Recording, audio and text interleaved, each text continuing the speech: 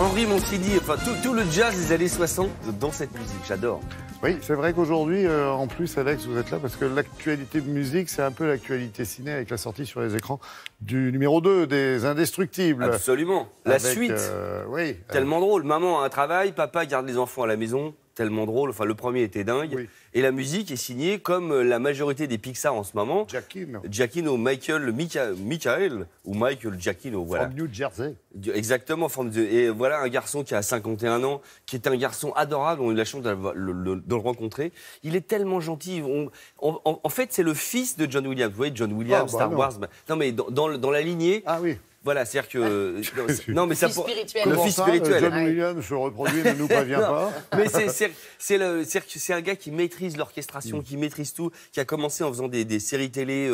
Lost, par exemple, c'était lui. Alias, c'était lui. Et puis le mec a commencé à bosser avec Abrams, et puis il est passé chez Pixar. Il a fait vice-versa, il a fait là-haut pour qu'il ait eu un Oscar. Le mec est super fort. Et là, en plus, ce qui est vraiment bien, c'est que c'est un peu différent de l'orchestration très hollywoodienne pour les Indestructibles. Cette fois-ci, c'est très big band, très cuivré, et très Henri Mancini, Lalo Schifrin, etc. Je vous propose de retrouver Michael Giacchino en studio et avec les images du nouveau Pixar. Regardez.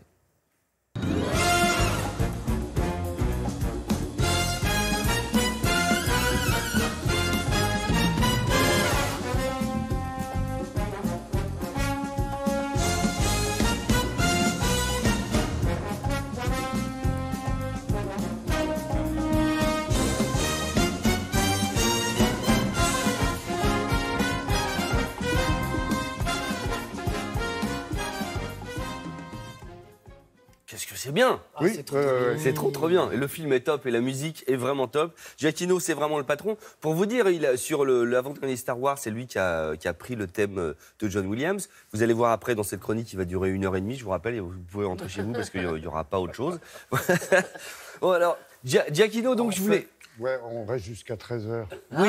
Non, Laurent demande... On fait télé-midi, on grignote un peu tout doucement, et puis voilà, on va faire télé-soir aussi, pour prévenir les gens. Donc, oui, t'as envie que j'accélère pour faire ta chronique? Pas du tout. Non, Giacchino, le mec fait tout, c'est-à-dire qu'il fait Ratatouille, il fait aussi bien vice-versa, il a fait Coco, qui est absolument sublime, et on avait eu la chance de le rencontrer pour Ratatouille, pour le ciné-concert, parce que ce qui se fait de plus en plus, on en parlait pendant l'extrait, en fait, ce qui est génial, c'est de pouvoir emmener des gens qui ne vont pas écouter de la musique classique ou de la musique orchestrale, de les emmener justement écouter ce type de musique avec des ciné-concerts. On avait rencontré donc Giacchino, regardez comme le gars est drôle, il dirigeait avec un chapeau. Non, c'est un enfant, hein. C'est-à-dire que voilà, vous savez, Hans Zimmer m'avait raconté un jour, on me disait voilà, c'est un petit garçon qui demande à sa maman, qui dit maman, quand je serai grand, je voudrais être compositeur, et sa maman lui dit tu pourras pas être les deux, mon chéri. Et en fait, c'est ça, Giacchino, c'est un enfant. On l'avait rencontré pour le ciné-concert de Ratatouille, regardez, c'est super bien.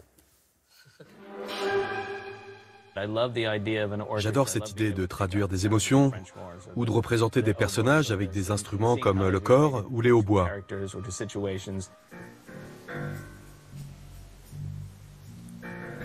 Trop de musique peut gâcher une séquence. Il faut en mettre seulement quand vous en avez besoin. Par exemple, on peut en mettre pour raconter quelque chose qui n'est pas toujours visible à l'écran.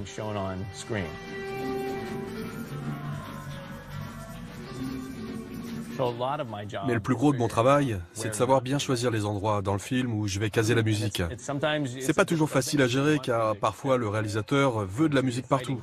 Et donc je me défends en lui disant non, c'est pas la peine d'en mettre autant. Bah, il pourrait être notre copain. Ouais, il est tellement sympa. Là, il a l'air sérieux, mais c'est le prince de la déconne.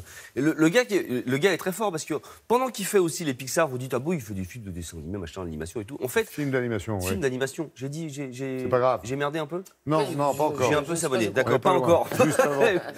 ne me poussez pas, Laurent. Le gars peut faire aussi Jurassic World.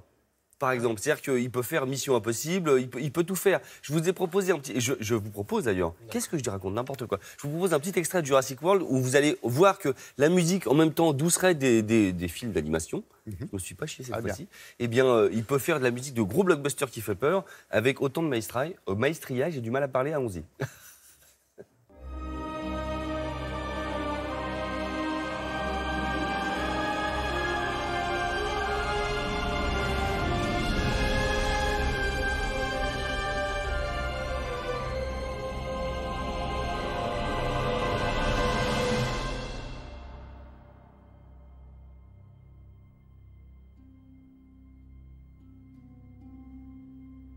Il n'y a plus de musique. Ah, fini. C'est bien, c'est bien. Terminé. Ça donne envie, ça donne envie. Chapitre clos, magnifique. Non, non. Merci en tout cas de nous avoir parlé de lui et faire découvrir aux autres Giacchino. Michael. Michael Giacchino. On ne parle pas que des gros festivals. Il y a un festival que j'adore qui s'appelle Saveur Jazz Festival dans lequel il y aura Gregory Porter, Kyle Eastwood, le fils de Clint qui joue de la basse. Il y aura Célachou et tout. Voilà, c'est dans les pays de la Loire. C'est pour ça que ça s'appelle Saveur Jazz Festival parce qu'évidemment, il y a du avec modération. Voilà, il y a du avec modération. C'est très sympa. Ouais, Merci de l'eau, beaucoup. beaucoup d'eau. Oui, j'ai savonné un peu. Hein. Non, de l'eau, c'est tout. Oui. Dans les pays de la Loire, voilà. Merci.